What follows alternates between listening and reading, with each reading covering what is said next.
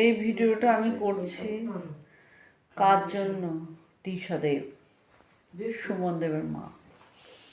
তোকে শুনে আমি স্মার্ট বাজার বললাম যে একটা তুই কি আরে প্যাকটা নিয়ে, হ্যাঁ কি ফেস প্যাক, হ্যাঁ ফেস প্যাক নয় মাস্কটা তোকে আমি দেখিয়েছিলাম ল্যাকমির। আমি বলেছি আমার দিদি দিয়েছিল একটা, আমার ইউজ করা হয়নি।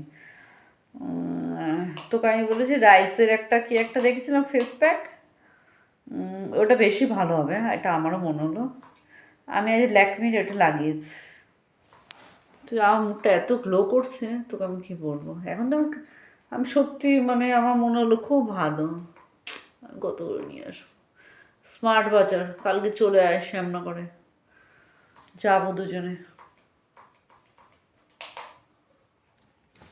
আসবি?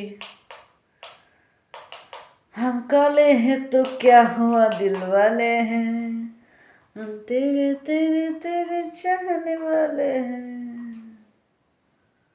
তাহলে আমি কিন্তু ঐশ্বর্য পরেই আছি, ঠিক আছে? এটা কিন্তু তোকে মানতেই হবে, তুই ভাবিস আর না ভাবিস, আমি যা বলবো তোকে তাই শুনতে হবে। তো সব সময় আমার কথা শুনতে হবে, এটা সবাই বলেছে। তুই আমার কথা মতো চলিস, আমাকে ভয় পাস কেন? আমি তোকে খাওয়াই, আমি তোর হাজবেন্ড, এই জন্ম না হলে পরের জন্মে।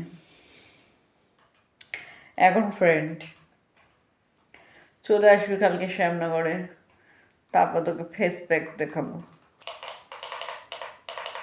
না রে সত্যি, আর কি মানলাম না, ইয়ার্কি করছিলাম না। ফেস প্যাকটাকে নিয়ে আমি, ফেস প্যাক নয়, সে ফেস মাস্কটাকে নিয়ে আমি ইয়ার্কি করছি না, আই এম সিরিয়াস।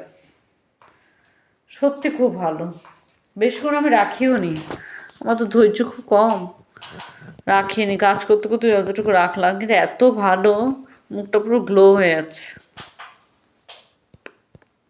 তাও ডেট পার হয়ে গেছে, তাও লাগিয়েছে। এবার নিয়ে আসবো ওখান থেকে, স্মার্ট বাজার থেকে। ড্রাই ফ্রুট আনতে গেছিলাম না তোকে, যখন দেখালাম যে নেবো এরপর, হ্যাঁ যখন স্যারের কাছে পড়া থাকবে তখন। স্যার বলতে রোহিত স্যার, টিউশন।